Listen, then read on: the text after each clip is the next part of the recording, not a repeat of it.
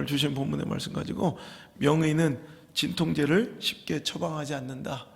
명의는 진통제를 쉽게 처방하지 않는다 라는 제목으로 한 말씀을 주신 것으로 하겠고요. 우리가 선택해야 될 또 다른 가치, 부재, 무엇을 택하라? 고통을 택하라. 이 제목으로 한 말씀을 증거토록 하겠습니다. 자, 역설적이게도 우리 이어지는 말씀 가운데 계속해서 우리가 일반적으로 삶 가운데 피했으면 좋겠는 것들, 고독, 갈등, 고통, 우리가 이런 것들을 오히려 선택하자는 말씀을 우리가 드리고 있습니다. 그죠? 일반적인 삶 속에서는 오히려 피해야 내 삶이 행복해질 것 같고 오히려 버려야 될 것 같은 것들을 하나님께서 때로는 선택하라 하실 때가 있습니다. 선택 시리즈 그 마지막 쯤은 신앙의 역설이에요. 크리스찬 또 기독교 신앙은 역설적인 것이 많아요. 그래서 오늘도 세상 사람들은 오히려 가치 없게 생각하고 버리고 선택하지 않아야 할 것들을 우리 신앙인들은 오히려 선택하고 살아가야 할 수도 있더라는 거예요. 그 중에 하나가 바로 고통과 우리 인생의 아픔입니다. 오늘 고통과 아픔은 없어야 나에게 유익이고 내 삶이 축복인 것처럼 보이지만 실은 고통과 아픔이 우리에게 꼭 필요한 것일 수도 있더라는 거죠. 오늘 고통의 유익에 대해서, 고통의 또 선기능에 대해서 우리 한번 살펴볼 텐데, 오늘도 혹시 인생의 로뎀나무 아래 있는 자들이 있습니까?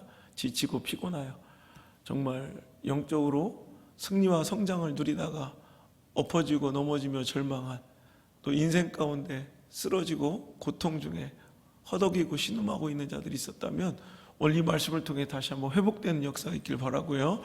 오늘도 엘리야처럼 오늘도 이 예배를 통해, 말씀을 통해 영과 육의 양식을 또 공급받아 다시 힘있게 하나님 만나는 능력의 산 호렙산까지 달려나갈 수 있는 전진의 힘, 킵 고잉의 원동력이 오늘도 은혜로 여러분에게 소유되기를 주 이름으로 축복합니다. 여러분, 역설적이게도 고통과 아픔이 없는 것은 재앙일 수도 있다는 거예요. 오히려 역설적이게도 고통과 아픔이 없는 것은 불행일 수도 있더라는 거예요. 지난번에도 말씀드렸지만 통증을 느끼지 못하는 희귀병이 있습니다. 그래서 정말 희귀하게 통증을 느끼지 못하는 희귀병들을 가진 사람들 혹은 그 자녀를 둔 부모들은 눈물로 호소하며 기도하기를, 하나님 제발 내 딸이 통증을 느끼게, 내 딸이 고통을 느끼게 해주세요라고 기도합니다. 우리는 고통을 느끼지 않으면 좋을 것 같잖아요. 통증이 없어야 좋을 것 같잖아요. 근데 그들은 눈물로 하나님께 간절히 기도하기를, 내 딸이 제발 아픔을 느끼게 해달라, 내 딸이 제발 통증을 느끼게 해달라고 기도하는 것이 이상할 법도 하지만 삶을 들여다보면 우리 삶 중에 고통을 느끼지 못하는 것이 얼마나 불행이고 재앙인가. 그들은 우리가 고통을 느끼기 때문에 우리는 위험하고 아픈 것들에 떨어지고 거리를 두며 다시는 그 아픔과 실수를 반복하지 않을 수가 있다는 거예요. 그런데 고통과 아픔을 느끼지 못하는 사람들은 오늘도 가시가 박힌 채로, 못이 찔린 채로 우리는 얼른 것을 제거하고 빼고 소독하고 치료받아야 될 때 그렇지 못하고 곰도로 혹은 절단할 때까지 그들은 고통을 느끼지 못해서 오히려 더 크고 심각한 위기, 아픔이 찾아오고, 어린아이들이 통증을 느끼지 못하는 희귀병에 걸려있을 때 오히려 그냥 펄펄 끓는 다리미에 팔을 대이고 팔이 익어가고 있는데도 그것을 몰라서 온통 온몸이 정말 멍자국 상처와 또 이런 화상의 흔적들로 가득한 그런 끔찍한 모습으로 살아가는 그런 희귀병에 걸린 딸의 어머니의 기도를 제가 한번 본 적이 있습니다. 오히려 우리가 고통과 아픔을 느끼지 못할 때 정말 우리는 정말 우리 삶의 진짜 위험이 무엇인지, 나를 해하는 것이 무엇인지를 알지 못한 채 그것과 가까이 어울려 살아갈 수도 있지만, 하나님께서 우리에게 고통을 주심으로 위험한 것으로부터 떨어지게 하시고 자각하게 하시고 다시는 그런 실수와 아픔을 반복하지 않을 수 있도록 우리에게 허락해 주신 축복이 바로 고통이라는 거예요. 제가 지난주에 미국의 작가 피루제 뒤안이라는 피루제 뒤마라는 작가가 쓴 칼럼 때문에 미국 사회가 이렇게 한번 크게 반응한 적이 있었는데, 그가 독일에서 수술을 받은 거예요. 독일에서 수술을 받았는데 수술 후에 당연히 줄 줄 알았던 이런 진통제를 독일 의사들이 처방하지 않더랍니다. 그러니까 내가 이렇게 큰 수술을 했는데 빨리 진통제를 달라고 하자 독일 의사들은 끝까지 진통제 처방을 거부하며 몸이 당신에게 하는 소리를 들으세요. 또 진통제를 먹으면 고통을 잊고 당신 또 무리하게 되겠죠. 또 아직 회복이 되지 않았는데 일어나 또 일하려고 하겠죠. 고통을 느끼세요. 그래. 아픔을 느끼세요. 그래서 몸이 나에게 더 휴식을 달라 하면 휴식을 주시고, 더 기다려 달라 하면 기다려 주는 것이 훨씬 더 옳은 것입니다. 그래서 지금까지는 조금만 아프면 진통제를 캔디처럼 먹었던 이 피루제 리마라는 이 작가가 그 독일과 미국의 의사들의 의로 철학의 다름을 보고 그것을 기고하여 칼럼으로 써서 미국 사회가 굉장히 크게 한번 방향을 일으켰던 적이 있습니다. 저도 또 동일한 경험을 한 적이 있는데, 한국과 일본에서 2년 차이로 큰 수술을 제가 받았는데, 한국은요 무조건 수술하면, 제가 한국에서 몇 번 무조건 수술하면 그 진통제를, 옛날에 우리 오래됐을 때는 나프탈렌처럼 생긴 이런 진통제를 주먹만한 걸 달아놓으면 이게 일주일에 쭉 점점 녹아가면서 계속 자연스럽게 이렇게 진통제가 들어간, 요즘에는 아주 기계식이 돼서 펌프처럼 찍찍찍 해가지고 정확하게, 또 통증이 느껴질만 하면 시간 되면 또 딱 넣어줘가지고 전혀 수술 끝나고 통증, 요즘에 분만만 해도 아기만 낳아도 바로 100% 우리는 다 달아줘요. 근데 일본은 절대 안 달아줍니다. 제가 얼마나 놀랐는지, 일본에서 바로 수술을 하는데 진통제를 안 달아주는 거예요. 얼마나 고통스럽고 힘든지.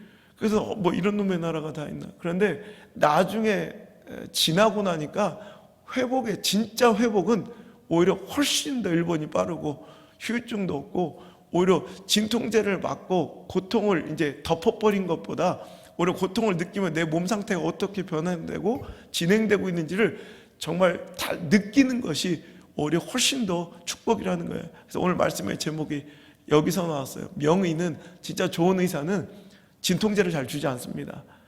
그리고 몸이 하는 소리를 듣게 합니다. 몸을 자꾸 속이면 안 된다는 거예요. 제가 실은 요즘에 가장 많이 듣는 소리예요. 의사 선생님들이 자꾸 카페인 먹지 말고 홍삼이나 이런 거 먹지 말고 그냥 피곤하면 피곤함을 느끼라는 거예요. 그런데 이제 집회해야 되니까 막 이렇게 이제 조금 더 피곤하면 안 돼. 지금도 제가 어제 밤을 거의 잠을 못 자가지고 자꾸, 그러니까 이제 잠을 쫓기 위해서 또 더 정신 차리기 위해서 아이스 커피를 막 큰 잔으로, 저 원래 커피를 안 먹었었거든요. 집회 전에는 원래 뭐 커피도 한 잔도 안 먹는 사람이었는데, 너무 피곤하고 이제 내 몸이 못 받아내니까 이제 막 카페인을 막, 그러니까 평소에 커피를 안 먹던 사람이 커피를 먹으니까 정신이 바짝 나는 거예요. 그래서 너무 좋은 거예요. 근데 그러니까 그거에 자꾸 의존하기 시작해서 자꾸 내 몸을 속이는 거예요. 피곤하면 피곤을 느끼는 것이 정상이래. 피곤을 자꾸 느껴야 되는데 피곤을 쫓는 거예요. 그래서 자꾸 그냥 커피로 나를 속이는 거죠. 그럼 이것이 축적돼서 결국엔 쓰러지게 된다고 그러더라고요. 오히려 이 고통과 통증과 피곤을 오히려 못 느끼는 게 축복이 아니라 느끼는 것이 축복이라는 거예요. 그래야 내 연약함을 알 수 있는 거예요. 오늘 여러분, 우리에게 찾아온, 한참 잘 나가고 성장하다가 신앙적으로 뭔가 성숙하고 이제 꽤 믿음이 신실해진 것 같은데 갑자기 찾아오는 엘리야의 로뎀나무 같은 이런 곤혹스러운 시간이 있어요. 그때 우리는 기억해야 돼요. 내가 얼마나 깨어지고 넘어지기 쉬운 약한 존재인지, 그래서 내가 하나님 붙들고 의지해야 되는 존재인지를 우리는 깨닫게 되고 내 진짜 모습을 알게 된다는 거예요. 오늘도 고통과 통증이 없고 아픔이 없고 이런 로뎀나무의 시련의 시간이 없으면 여러분, 그거 훨씬 더 건강한 신앙 같지만 실은 그렇지 않아요.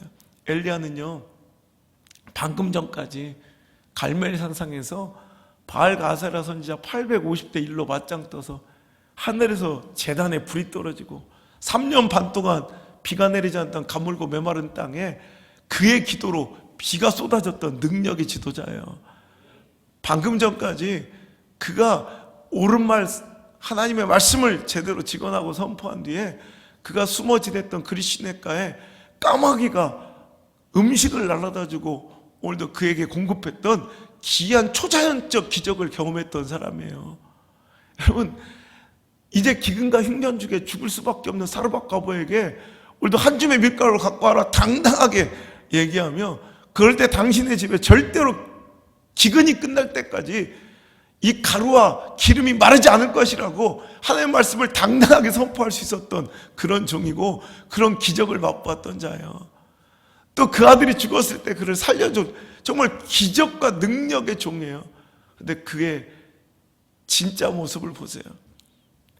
광야를 하룻길쯤 들어가 그저 이세벨이 내일까지 너를 죽이겠다는 그 공포스러운 괴기스러운 협박에 그는 스스로 완전히 갑자기 절망하고 모든 것을 다 잃어버린 채 뚜벅뚜벅 광야길을 하루를 들어갔대요.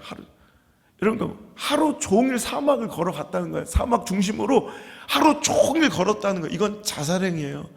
여러분, 사막을 가보신 분 알아요. 그냥 사막을 여러분 하루길을 그냥 내가 갈 수 있는 만큼 그냥 쭉 걸어 들어간 건 이건 자살행위, 아무것도 준비 없이 그냥 광야길을 하루쯤 그 깊숙이 들어갔다는 건, 그리고 나서 로뎀나무 아래 그는 하나님께 구하는 거예요. 하나님, 나를 좀 죽여달라고. 내가 더 이상은 아무것도 살 힘도 능력도 없으니 차라리 죽는 것이 좋겠다고 하나님께 절규하고 있는 이 로뎀나무, 이게 우리의 진짜 모습이에요.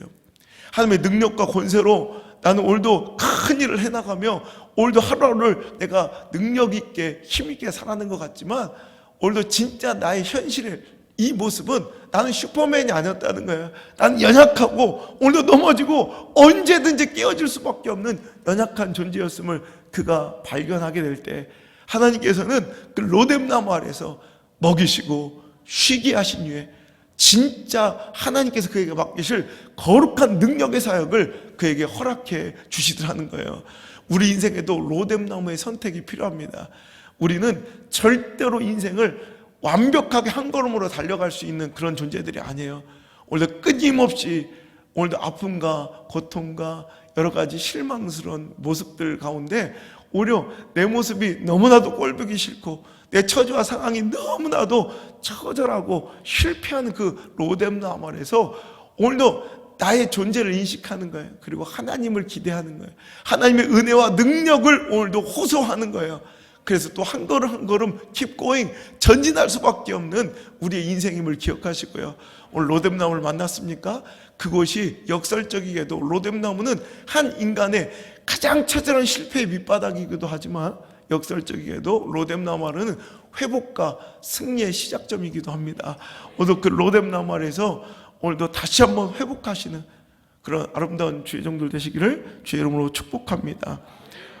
오늘도 여러분, 진통제를 먹어버리고 고통을 잊으면 나는 굉장히 건강한 사람인 줄 알지만, 차라리 진통제를 먹지 않고 내가 아픔을 느껴야 내가 오늘도 연약하고 오늘도 휴식과 위로와 오늘도 무언가 충전이 필요한 인간임을 깨닫게 되고, 오늘도 무언가를 내가 진짜 내 몸을 위한 그런 선택을 할 수 있는 것처럼, 우리 신앙 가운데 넘어짐은, 우리 신앙 가운데 고통과 통증은 절대로 하나님의 능력의 부재나 하나님이 나를 버리심이 아니라 그것이 또 다른 사랑의 표현일 수 있다는 거예요. 네가 지금 이래, 네가 지금 이래, 이거 보여주시나. 방금 전까지 네가 가져왔던 그 승리와 그 멋진 기적이 너로부터 시작된 게 아니야. 너는 이렇게 연약한 존재야. 항상 나의 힘을 의지하여 살 수 있다는 것을 보여주시는 거예요. 오늘은 로뎀나무 아래서 겸손해지시길 바라요. 로뎀나무 아래서 오늘 낮아지시길 바라고 실제 내 모습을 발견할 수 있기를 주의 이름으로 축복합니다.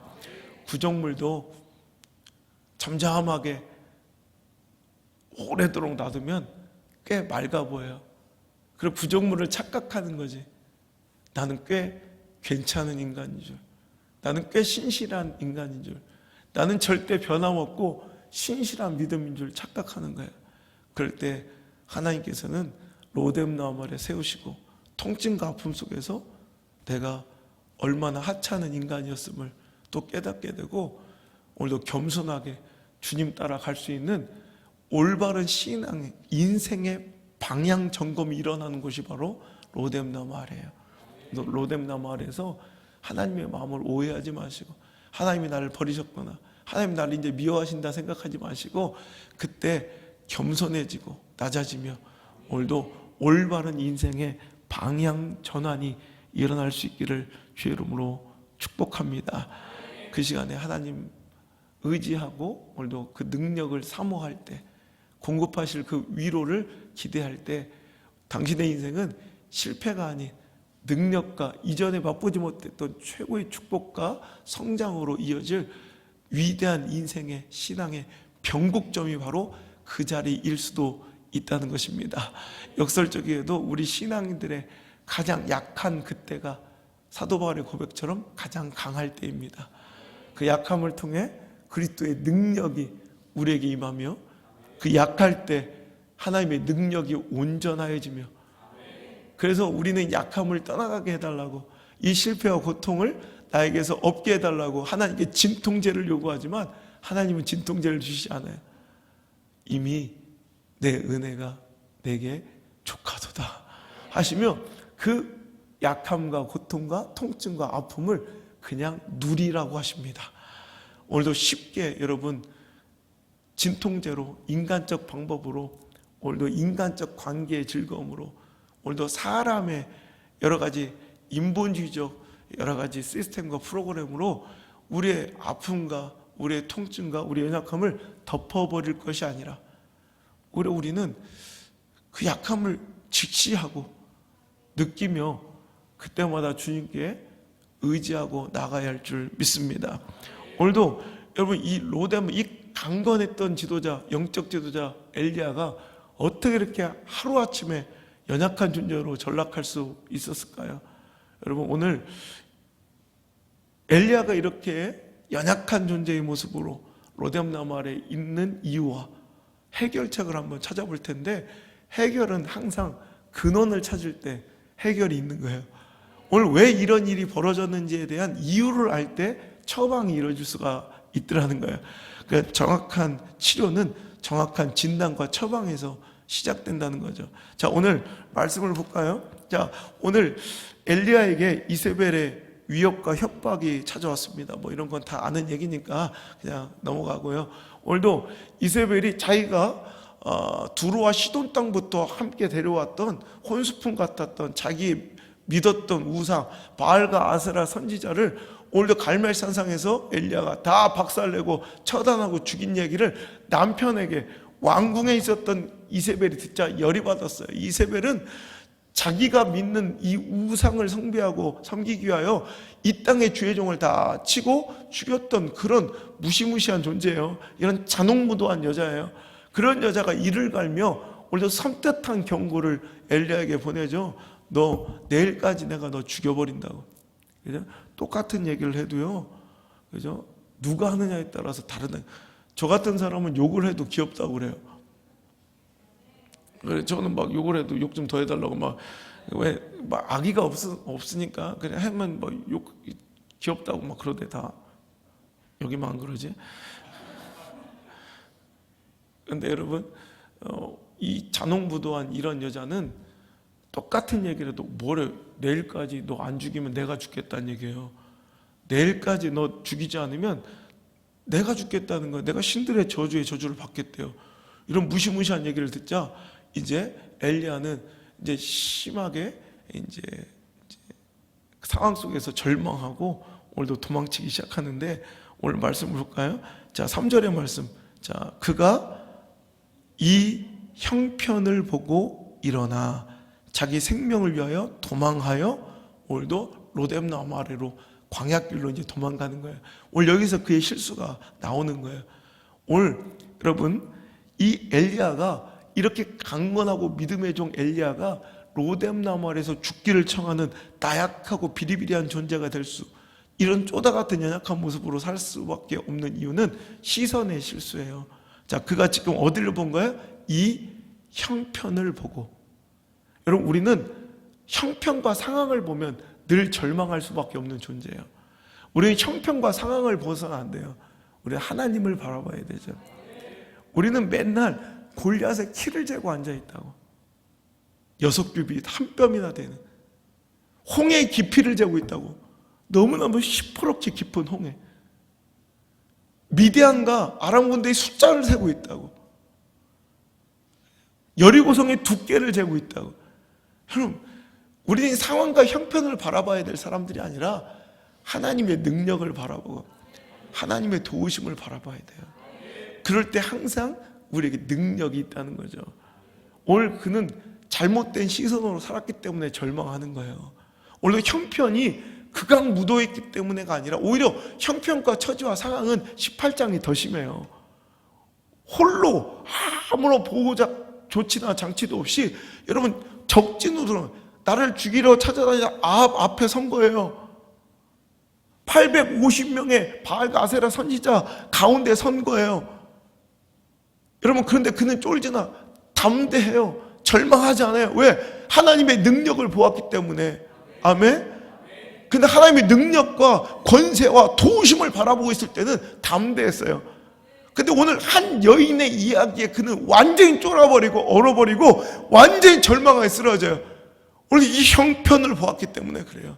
오늘도 당신이 절망한 이유는, 두려워한 이유는 이전보다 형편과 여러분 처지와 상황이 더 극악무도해지고 더 힘들어졌기 때문이 아니에요. 당신 지금 무엇을 보고 있냐는 거예요.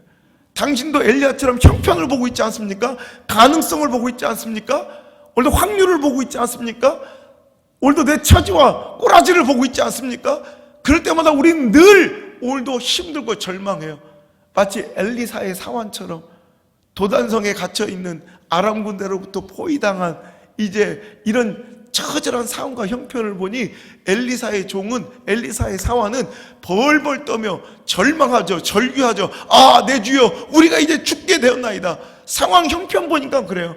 그때 엘리사는 어떤 상황적 형편적 나아짐을 기도하지 않아요. 딱 하나, 시선의 변화를 기도해요.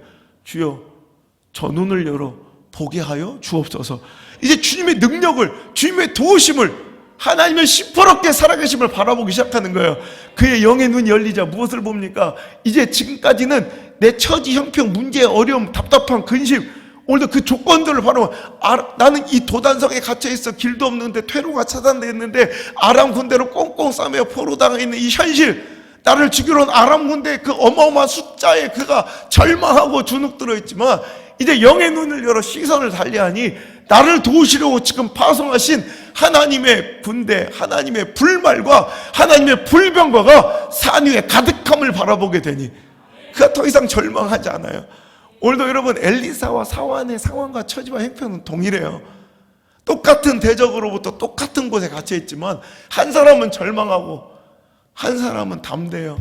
상황과 처지의 문제가 아니라는 걸 극단적으로 보여주는 거예요. 시선의 문제예요. 무엇을 바라보느냐. 오늘도 사환처럼 오늘도 상황과 처지와 형편을 바라보면 주저앉게 되는 거예요. 절망하게 되는 거예요. 포기하게 되는 거예요. 오늘도 시선을 하나님의 도우심과 능력과 살아계심을 바라볼 수 있기를 주의 이름으로 축복합니다. 그래서 히스기야는 절망 가운데 상황과 형편을 바라보지 않냐고, 내 몸의 병의 위중함을 바라보지 않고 무엇을 바라봐요? 벽을 향하여 얼굴을 대고, 즉 아무런 상황과 처지와 형편을 바라보지 않고 벽을 바라본다는 건 이제 세상을 등지고 하나님만 바라보겠다는 자기 자신에 대한 선포예요. 선언이에요. 할렐루야. 그저 하나님의 능력이 그에게 임하더라는 거예요. 그죠? 베드로는 상황과 처지 형편을 바라보지 않아요. 오직 주의 말씀 의지하여 깊은 곳에 그물을 던졌더니 오늘 그 모든 상황과 처지가 다 물러가더라는 거죠. 모든 실패의 절망감이 물러가더라는 거죠. 오늘 주님을 바라본다는 건 말씀을 바라보는 거예요. 하나님께 나에게 선포하신 이 말씀을 바라보는 거예요. 하나님의 위로를 바라보는 거예요. 하나님의 능력을 바라보는 거예요. 그럴 때 우리 인생은 완전히 달라지게 될 줄 믿습니다. 언제 당신이 절망하고 전전긍긍하며 오늘도 벌벌 떨고 눈물 흘렸습니까? 상황 처지 형편 바라볼 때 아니었습니까? 언제 당신이 다시 담대해졌습니까? 하나님의 능력과 하나님의 도우심을 바라볼 때 갑자기 상황이 역전돼요. 오늘도 내가 담대한 종으로 변해 있더라는 거죠. 오늘도 여러분, 오늘의 당신의 실패도 마찬가지예요. 오늘의 상황도 마찬가지예요. 오늘 여러분, 지금까지 지켜주신 하나님께서 오늘도 당신을 지켜주고 계십니다. 여러분, 로뎀나무 아래 하나님이 갈멜산상의 하나님 동일하신 분이에요. 로뎀나무 아래 당신의 그 하나님이 그리시네가의 하나님이세요. 로뎀나무 아래 그 하나님이 오늘 당신의 실패와 절망, 그 아픔과 고통과 통증의 그 시간에 함께 하신 하나님이 바로 당신에게 능력 주시고 승리 주시고 공급하셨던 그 하나님과 동일하신 분이에요. 오늘도 여러분, 그분을 바라봐야 돼요. 오늘 그분의 능력을 의지할 때, 오늘 우리가 말씀을 바라보고 하나님의 뜻대로 살아가려 할 때, 하나님은 오늘도 그럴 때 우리 가운데 역사하여 주실 줄 믿습니다. 성령은 우리의 연약함을 도우신다고. 하나님이 구하시는 제사는 상한 심령이라고. 주님께서는 우리 통회하고 정말 이렇게 아파하는 이 마음을, 상한 심령을 하나님 절대로 멸시치 않으신대요. 그러니까 오늘도 우리가 아프고 힘든 그 시간은 실은 하나님의 능력과 하나님의 위로와 하나님의 권세가 임하는 통로이며 오늘도 역사의 순간일 수도 있더라는 거죠. 시편 107편 12절 이하의 말씀에, 그러므로 그가 고통을 주어 그들의 마음을 겸손하게 하셨으니 그들이 엎드려져도 돕는 자가 없었도다. 이에 그들이 그 환난 중에 여호와께 부르짖음에 그들의 고통에서 구원하시되 흑암과 사망의 그늘에서 인도하여 내시고 그들의 얽어맨 줄을 끊으셨도다. 아멘. 하나님께서 우리에게 고통을 주어 그들의 마음을 겸손하게 하시고, 그들이 사람을 구할 때 아무도, 사람들은 이제 고통 속에서 이제 힘과 도움이 되지 않는 걸 알게 되는 거예요. 겸손해지고 그때 이제 비로소 환난 중에 여호와께 부르짖음에 하나님께서 그들을 구원하시는 거예요. 오늘도 여러분, 우리의 고통과 고난의 시기, 위기의 극복의 방법은 딱 하나예요. 겸손해져서 여호와께 구하는 거예요. 진짜 지금까지 내가 살아왔던 힘과 능력, 지금까지 지내온 건 다른 것이 아니라 오직 주의 은혜였음을 인정하고 선포하며 여호와께 부르짖고 하나님께 구할 때 하나님은 당신을 반드시 건져주실 줄 믿습니다. 두 번째, 그의 실수와 해결책을 봐보면, 오늘 첫 번째는 3절에 그가 이 형편을 보았기 때문에 실패했다고 그랬어요. 형편을 보지 말고, 상황을 보지 말고 뭘 봐야 돼? 하나님 바라봐야 삽니다. 아멘. 두 번째, 오늘 그가 형편을 보고 일어나, 두 번째 실수 3절, 자기 생명을 위해 도망하여. 이게 또 실패예요. 오늘도 그는 보세요, 너무나도 아이러니하고 역설적이게도 그가 죽으리라 하고 아합 안으로 들어갈 때, 적진 안으로 들어갈 때, 위험 속으로 들어갈 때 그는 오히려 담대했어요. 생각해봐요. 18장에 그는 오히려 죽을 길로 들어갈 때, 자기를 찾아 죽이려고 하는 아합과 그 군졸들과 병사들과 850명의 바알과 아세라 선지자 그 사이로 중심으로 들어갈 때 그는 오히려 당당했어요. 담대했어요. 흔들림이 없었어요. 근데 언제 무너져요? 자기가 자기의 생명을 위해 살고자 도망칠 때 오히려 그가 연약해지더라는 거예요. 신앙은 이래요. 오늘 여러분, 살고자 하면 죽는 거예요. 죽고자 하면 사는 거예요. 오히려 여러분, 희한하게도 신앙은요, 비겁하게 피하고 도망칠 때 아주 그때마다 약해지고 오늘도 하나님의 권세와 능력이 떠나가세요. 여러분, 신앙은 그래서 절대로 어제 새벽 말씀처럼 꼼수가 아닌 정면 돌파로 하나님의 수로 승부해야 돼요. 오늘도 이 엘리야가 하나님의 수로 살아가려 할 때는 그는 흔들림 없고 담대하고 당당했지만, 그가 오히려 자기 생명을 위한 선택을 할 때, 오히려 살고자 할 때, 그는 이렇게 비루한 자로 몰락해 버리더라는 거예요. 교회도 마찬가지예요. 신앙도 마찬가지예요. 사역자도 마찬가지예요. 오늘도 나를 위한 선택을 할 때, 그냥 나를 높이려 할 때, 내 자아가 살아나려 할 때, 우리는 오히려 영적인 나약함을 경험하고 하나님의 권세와 능력의 떠나심을 경험하게 돼요. 오히려 죽고자 할 때, 하나님을 위해 살고자 할 때, 그러니까 하나님을 위한 선택과 하나님의 영광을 위한 선택으로 오늘 우리가 발걸음을 돌릴 때 오히려 강한 하나님의 능력과 역사를 경험하게 되더라는 거예요. 여러분, 비겁하게 피하지 말고 오늘도 정면 돌파해야 합니다. 여러분, 오히려 신앙적으로 오히려 정면 돌파하고 오히려 그것이 손해보는 것처럼 느껴질 때 하나님의 능력은 강하게 임했어요. 근데 비겁하게 대충 조금 요 정도는 타협하고 요 정도는 대충 그냥 얼렁뚱땅 넘어가고 뭐 대충 이렇게 고개 조아리고 이럴 때, 여러분, 이것이 오히려 내 안정과 평안을 가져다 주는 것처럼 보이지만 절대 그렇지 않다는 거예요. 한없이 마치 큰 저수지의 뚝방에 작은 구멍 하나가 점점점 커져 그 뚝이 무너지는 것처럼 오히려 여러분, 작은 비겁함의 타협 하나가, 굴복 하나가, 굴종 하나가, 여러분, 신앙의 이런 타협 하나가 완전한 우리 신앙의 믿음의 허물어짐으로 찾아올 수도 있더라는 거예요. 정면 돌파해야 합니다. 비겁하게 피하면 안 돼요. 근데 오히려 영적 승리나 축복이 많아질 때 우리는 자꾸 비겁해져. 왜냐면 인간이 그래요. 뭔가 손에 쥔 것이 많을수록 비겁해져요. 잃기 싫은 것들이 많아지기 시작하면 사람은 어쩔 수 없이 연약해져요. 그때가 위기예요. 그래서 꼭 승리 뒤에 위기가 오는 거예요. 꼭 부흥 뒤에 꼭 시련이 오는 거예요. 영적 성장 뒤에 자꾸 뭔가 시련이 오는 거예요. 그러니까 하나님 주신 축복 뒤에 자꾸 시험이 오고 무너진 사람들이 많다고요. 오늘 여러분, 축복이 중요한 게 아니라 축복 뒤에 시험을 이겨내는 게 중요한 거예요. 하나님 돈을 주셔요. 물질 주시고 권력을 주시고 명예를 주시고 좋은 관계를 주셨는데 그것으로 그치면 안 되고, 그렇게 소중한 것들이 나에게 생겨나서 그것을 잃기 싫을 때 있죠. 잃기 싫어질 때, 뭔가 내가 잃으면 안 될 것들이 생겨질 때, 그때 나는 되게 연약하고 비겁해지고 이렇게 비리비리한 쪼다 같은 존재로 살아가게 돼요. 여러분, 하나님의 능력과 권세가 언제 임했는지를 항상 기억해 보세요. 여러분, 영적인 대승이 언제 이루어졌는지를 기억해 보세요. 오히려 신앙의 믿음의 선배님들이 오히려 죽으면 죽으리라, 다니엘처럼 오히려 죽으면 죽으리라 할 때, 에스더처럼 죽으면 죽으리라, 오히려 그럴 때 가장 강력한 영적 대승이 이루어지더라는 거예요. 여러분, 요단강을 밟고 죽으면 죽이라 순종하며 오히려 나아갈 때 영적인 축복과 대승은 그들에게 항상 임했다는 것을 기억하시기를 축복합니다.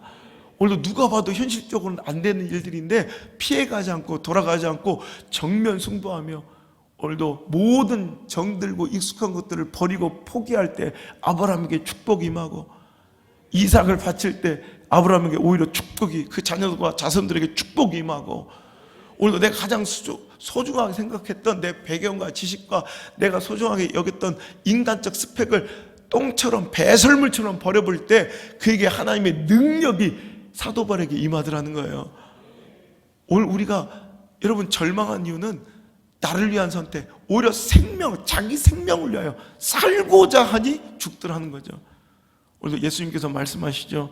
마태복음 10장 38절 39절에 또 자기 십자가를 지고 나를 따르지 않는 자도 내게 합당하지 아니하라. 자기 목숨을 얻는 자는 잃을 것이요 나를 위하여 자기 목숨을 잃는 자는 얻으리라. 우리 여러분, 언제 우리가 담대해지고 능력이 우리에게 임하는가? 우리가 죽고자 할 때. 할렐루야. 죽고자 할 때 하나님의 능력과 권세가 우리에게 진정한 영적 승리가 와요. 여러분, 소중한 것들이 많아지죠. 잃기 싫은 것들이 많아지죠. 목회자가 그랬다. 정말 처음에 총각으로 와서 홀몸으로 와서 개척할 때는 막 빨리 순교했으면 좋겠더라. 막 마라나타 주님 빨리 오셨으면 좋겠더라. 겁나는 게 하나도 없어요. 그냥 막 순교의 기회를 주셨으면 좋겠더라. 멋지게 그냥 막 하나님 영광 위해서. 근데 결혼을 하고 아기가 한 놈, 두 놈, 세 놈 태어나니까 어느 순간 내가 그런 생각이 딱 들더라. 하나님, 왜 사람들이 변하는지, 왜 비겁해진지를 내가 처음으로 목회하면서 깨닫게, 이래서 목회자들이 비겁해지고 할 말 못하고 말씀 못 전하고 진실을 왜곡할 수도 있겠다라는 시련이 딱 잃을 게 많아질 때, 너무나도 소중한 것이 많아질 때 딱 한 번 하나님께서 시험을 하시더라고요. 너 이래도 내 말씀 그대로 선포할 수 있어? 이런 상황 속에 하나님 주신 말씀 그대로 선포하면 교회 절반이 떠날 것 같아. 근데 분명히 하나님 주셔야 될 말씀을 선포해야 돼. 정말 힘들더라고요. 아마 내가 태어나서 가장 많이 울었던 때가 내가 지금까지 평생을 울었던 걸 눈물을 다 합쳐도 그때 1년 울었던 게 더 많았을 것 같아요. 그때 제가 하나님, 내가 목숨 바치겠습니다. 내가 비겁하게 이렇게 살 바에야 난 목숨 바쳐 내가 사자처럼 시대를 꾸짖고 표하겠나이다. 단 우리 자식들만 책임져 주세요. 우리 자식들만 하나님 책임져 주시면 내가 당장 목숨 바쳐 누구도 두려워하지 않고 진리라 여겨지는 하나님의 말씀을 사람 눈치 보며 조금도 머뭇거리지 않겠습니다. 선포하고 그때부터 단호하게 외쳤더니 역시나 다 떠나가더라고. 깨어지더라고. 그래도 아닌 건 아니라고 외쳐주면 제가 뭐라고 그랬냐면, 나 같은 목사 3명만 만나세요, 연달아. 당신 돈 좀 있고 어디 가나 박수 받고 지금 20개 가까이 교회를 옮겨 다니는데 갈 때마다 박수 쳐주죠. 갈 때마다 당신한테 눈치 보고 당신이 원하는 대로 다 해주죠. 교회들이. 이런 목사도 있어야 됩니다. 당신에게 축복은 이런 목사 3명 만나는 겁니다. 당신 이따위로 신앙생활 하지 마세요. 이렇게 나처럼 직원해 줄 수 있는 다윗에게 나단 같은 이런 종을 만나야 합니다. 당신 이따위로 살지 마세요. 단호하게 선포하고. 근데 하나님께서, 여러분, 내가 20명 처음 개척에 20명 모였을 때 여러분 절반이 나간 적도 있어요. 여러분 20명이 개척교회 20명은 어마어마한 거예요. 근데 20명에서 절반 이상을 포기했다고. 아닌 건 아니라고 선포하면서 그들이 요구하는 조건들이 있었어요. 그냥 우리 가족처럼만 살아야 돼. 자기들 편만 들어주면 편안하게 밥 먹고 살게 해주겠대. 저한테 대놓고 얘기해요. 내가 단호하게 선포해. 꺼질지어다. 그랬더니 하나님께서 그 로뎀나무 아래에서 얼마나 울었는지, 근데 몇 달 만에 하나님께서 2배로 채워주시더라고요. 그때부터 우리 교회 부흥이 시작됐어요. 그래서 오늘도 저는 이 강대상 밑바닥에 이 나무판을 뜯어보면 똑같이 써있다고. 사자처럼 담대하라. 진리라 여겨지는 하나님의 말씀을 사람 눈치 보며 조금도 머뭇거리지 않게 하옵소서. 그래서 오늘도 단호하게 선포하는 거예요. 왜? 하나님 지켜주실 걸 믿기 때문에.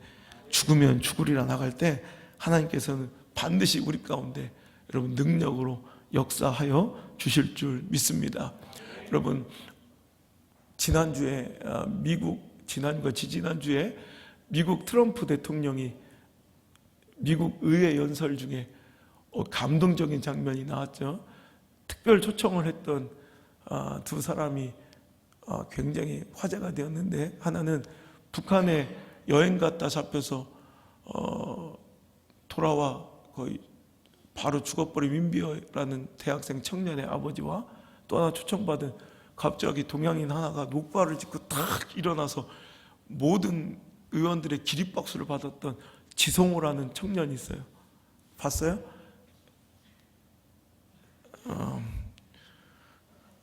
괜찮아요. 탈북자예요. 꽃제비 출신의 그 어린 나이가 병든 아버지와 가족들을 먹여 살리기 위해서 그 어린 꼬맹이가 길바닥 시장터 길거리에서 쓰레기를 주워 먹고 사는 꽃제비 출신인데, 또 화물열차 지나갈 때 그 열차로 뛰어들어서 이 석탄을 훔쳐서 팔아가지고 먹고 사는 이 어린 소년이 그날도 석탄을 훔치려고 화물차에 오르다가 영양실조로 그냥 실신에 쓰러진 거예요, 철길에. 그래서 그때 기차가 지나가면서 이 왼손 하나와 다리 하나가 날라가 절단됐어요. 기찻길에 그냥 쓰러진 실신한 걸 기차 깔고 지나가서. 근데 북한은 이 진통제도 없어요, 마취제도. 그 봉합수술하고 그 수술을 마취제도 없이 그 아기가 했다는 거예요. 그때 거의 다 그 쇼크로 죽는데, 너무 아파서 쇼크로 근데 자기가 그런 생각했대. 내가 죽으면 우리 가족들은 다 굶어 죽는다. 그 마음에 그 우리 안드레아만한 그 어린 소년이 그걸 이를 악물고 마취도 없이 팔다리가 끊어진 그 상황에서 그 수술을 견뎌내고, 나중에는 자유와 정말 풍요를 향해서 내가 이 땅을 탈출하겠다, 그 목발을 짚고 아버지가 깎아준, 그래서 그 들어 올린 목발이 북한에서부터 갖고 온 밑에가 다 달아 없어요. 근데 그 아버지가 깎아준 그 목발을 아직도 짚고 다니는 지성호라는 청년이 2006년도인가 탈출하는데, 북한을 탈북하는데 몇 번 잡혔었거든요. 가슴에 극약을 품고 내가 잡히면 이제는 죽는 것이야, 내가 이번엔 죽겠다, 독약을 가슴에 딱 품고 한 다리 한 팔로 목발을 짚고 10,000km를 넘게 5개월 남짓 걸어서 쩔뚝쩔뚝. 여러분, 일반인이 10,000km 걷기도 힘들잖아요. 한 다리 한 팔로 10,000km를 5개월여 가까이 걸어서 중국, 태국, 라오스 국경을 넘어 탈북에 성공한 지성호 씨의 이야기를 보면서 지금 하라면 못한대요. 근데 죽으려고, 내가 죽겠다는 각오로 독약을 품고 정상가를 품고 왔다는 거예요. 그러니까 그 시간을 이겨낼 수 있었다고 고백을 하더라고요. 여러분, 오늘 우리 삶 가운데 비겁하게 대충 피해가려 했던 신앙의 갈등은 없었습니까? 선택하세요. 오히려 지난주 말씀처럼 갈등을 택하시는 게 오히려 단호하게, 오늘도 거짓 평화와 일시적 안정이 아니라 단호하게 시대와 갈등을 택해서라도 신앙의 정면 승부를, 정면 돌파를 해야 돼요. 비겁하게 피하거나 돌아가지 말고 오늘도 정면 돌파를 통해 오늘도 승리할 수 있는 회복의 시간이 있길 주의 이름으로 축복합니다. 형편을 보고 내 생명을 위하여 살려고 할 때 이런 절망의 시간을 만나지만, 하나님께서는 우리를 긍휼히 여기셔서 그 로뎀나무 아래서 다시 우리를 회복시켜 주시기 위하여 저와 여러분을 이 자리에 불러주신 줄 믿습니다. 로뎀나무 아래는 실패의 현장이기도 하지만 역설적이에도 회복과 승리의 현장이기도 하며, 여러분, 영적 승리와 성장을 누리고 있는 자들에게는 필연적인 과정이며 피할 수 없는 삶의 일부임을 기억하시고, 오늘도 끊임없이 전진하며 찾아오는 내 삶 중에 로뎀나무를 잘 견디시고 이겨내셔서 오늘 내가 얼마나 약한 존재인지, 내가 하나님의 능력과 위로가 얼마나 필요한 존재인지를 꼭 기억하며 상황과 처지 형편 바라보지 말고 하나님 바라보며 승리하시는 위대한 종들 되시기를 주님 축복합니다. 갈멜산상에 그 능력과 기적을 주신, 승리를 주신 하나님, 3년 반 동안 비가 내리지 않은 그 강팍하고 메마른 땅에 소낙비를 내려주신 하나님이 왜 갑자기 엘리야에게는 이런 시련과 아픔의 시간을 방치하실까요? 하나님의 능력이 다 되시고 쇠하셨을까요? 하나님은 우리에게 승리의 꽃길만을 걷게 하시지 아니하고 가끔씩은 그 처절한 인생의 밑바닥 로뎀나무를 허락하셔서 오늘 하나님의 능력과 위로를 공급받아야지만 살 수 있도록 우리를 다루시며 우리에게 이렇게 프로포즈하고 계신 거예요. 사랑하는 내 딸아, 나와 함께 가자. 사랑하는 내 아들아, 나와 함께 가자. 이렇게 간절하게 프로포즈 하시는 거예요. 광야의 만나처럼 일용할 양식밖에 주지 않으세요. 되게 인색해 보이시게 하루하루 겨우 하루 먹고 살 수 있는 양식만 매일같이 주세요. 그것은 하나님의 인색함이 아니라 하나님의 사랑 고백이에요. 나는 너와 영원히 함께하고 싶다는, 우리를 아시거든요.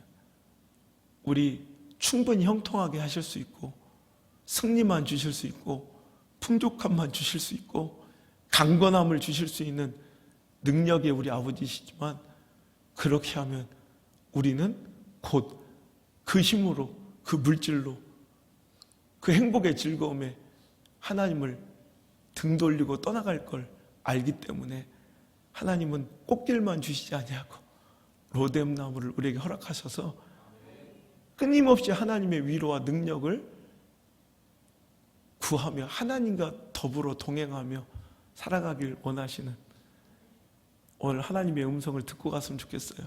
하나님이 나를 미워하시는 것이 아니라 사랑하는 내 딸아, 나랑 함께 가자. 나랑 함께 가자. 나와 함께 가자 하신 그 음성이 저에게뿐만 아니라 여러분에게도 들려지기를 주의 이름으로 축복합니다. 기도합니다. 하나님, 사랑하는 하나님의 백성들이 처절한 절망과 실패, 로뎀나무 아래 널브러져 있습니다. 하나님의 사랑과 하나님의 긍휼하심을 오해한 채 하나님이 나를 버리셨다 착각하며 하나님 나를 미워하신다 오해하며 섭섭하고 서운한 눈물을 흘릴 때도 있었지만, 로뎀나무 아래는 실패의 자리이기도 하지만 회복의 자리이며 내 존재를 자각할 수 있는, 내가 얼마나 비천하고 연약한 존재인지를 깨달을 수 있는 그런 시간이었음을 알게 하시고, 오늘도 상황과 처지 형편 바라보지 않고 하나님만 바라보며 오늘도 신앙의 타협 없이 적당한 거짓 평화와 일시적 안정에 취해 있지 말고 정면 돌파하여 승리할 수 있는 아름다운 능력자들이 다 될 수 있도록 인도해 주옵소서. 하나님의 능력이 부족하거나 인색해서가 아니라 우리와 늘 함께 계시고 싶어 꽃길만 주시지 아니하고 형통이 아닌, 늘 강건함이 아닌 고통을 이길 힘과 위로를 공급하심을 통해 영원히 나를 하나님 곁에 두고픈 하나님의 간절한 사랑 고백을 오늘 저들이 다 듣고 돌아가, 오늘도 엘리야의 로뎀나무의 아래서의 회복처럼 오늘도 저들의 삶의 로뎀나무 아래서의 회복이 이루어져 거룩한 호렙산에 이르러 주님과 더불어 다시 춤추는 회복의 역사를 맛보게 도와 주옵소서. 로뎀나무 그 아래 하나님, 저들의 여리고 떨리는 손을 붙잡아 주옵소서. 나의 사랑 언제나 변함없으신 예수님의 이름으로 기도합니다.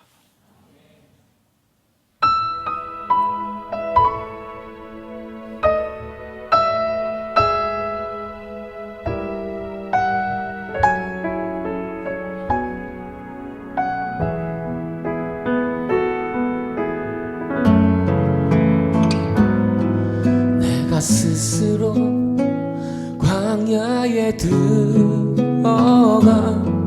여기 로뎀나무 아래서 고난 내 영혼 간구하는 것 오직 죽길 바램이니이다. 아무 소망도 아무런 기대도 없는 여기 로뎀나무 아래서 아래서 주여 나를 돌아보소서 주여 나를 도와 주소서 그때엔 내 머리를 어루만지시는 분 내게 떡과 물로 소생시키시고 위로하여 새 힘주어 가게 하시는 로뎀나무 아래 하나님 낫게 하소서 주 이름으로 내 영혼의 소원 응답하소서 낫게 하소서 주의 손으로 여기 로뎀나무 아래서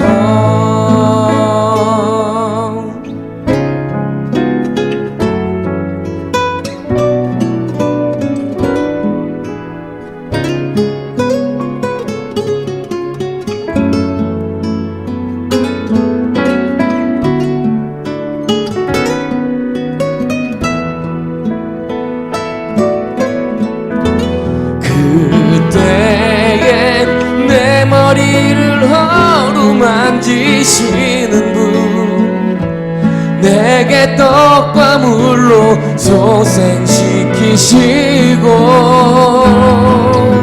날 위로하여 새 힘주어 가게 하시는 로뎀나무 아래 하나님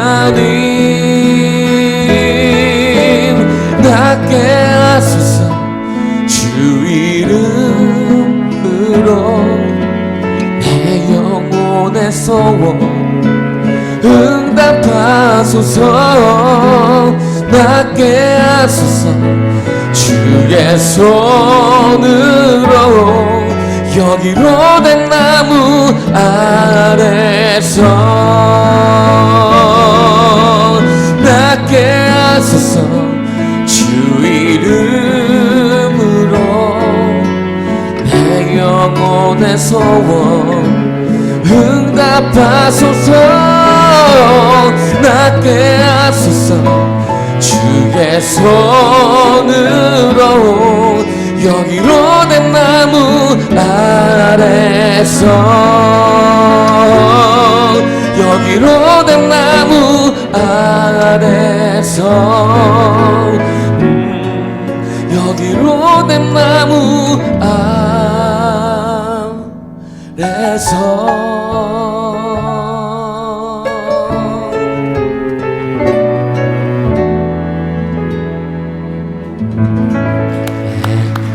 할렐루야. 우리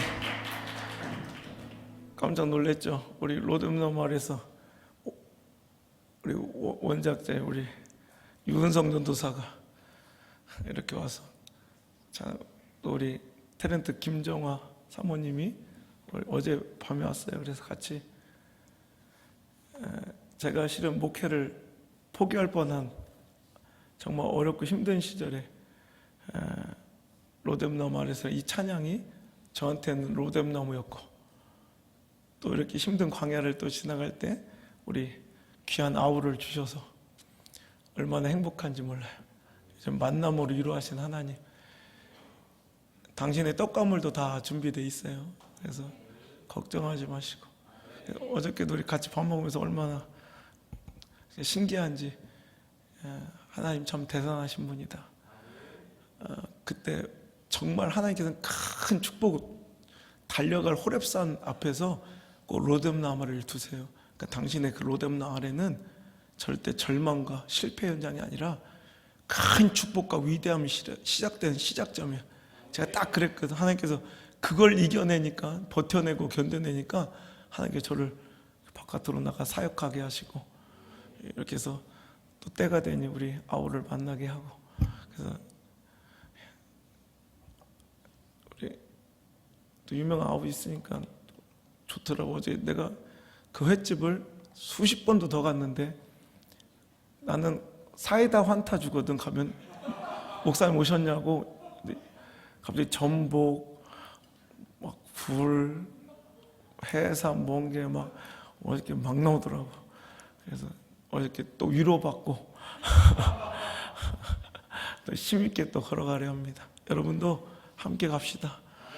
지치지 말고 오늘도 하나님 주시는 그 능력과 축복의 호렙산에 반드시 여러분 머물게 되기를 주 여러분으로 소원합니다. 이제는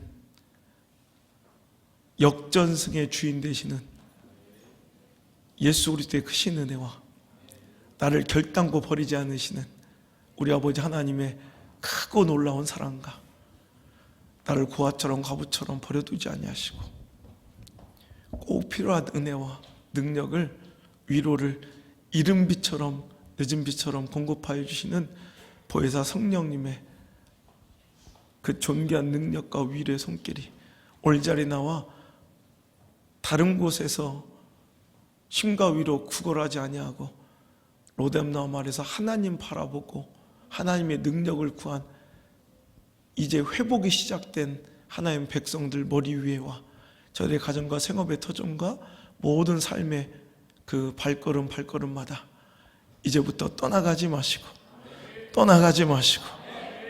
영원토록 함께 계시기를 간절히 축원하옵나이다. 아멘.